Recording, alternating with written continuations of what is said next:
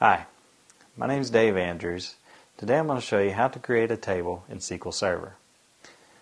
Let's open up our Management Studio by clicking on Start at the bottom, go into All Programs, finding Microsoft SQL Server. Let's just run the Management Studio.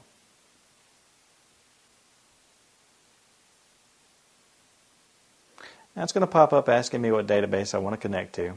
I'm just going to connect to the local database that it came up with.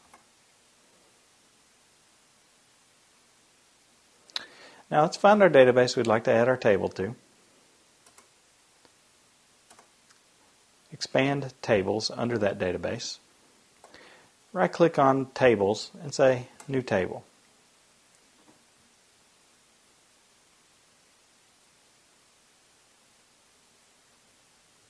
Now over here on the right-hand side, it's going to open up our table editor.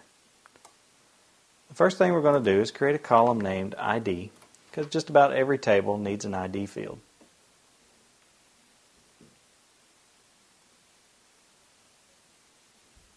After ID, let's give it a data type of integer by selecting int. Now we want our ID to automatically increment, so down here in column properties, let's scroll down, expand identity specification, and change isIdentity to yes. That will make this a unique primary key that automatically increments. Let's add another field. I'm just going to call it person name, and we'll make the type text. Now let's save our table by clicking on the save icon at the top and giving it a name. I'm going to call it people. And let's close the design view by clicking this X.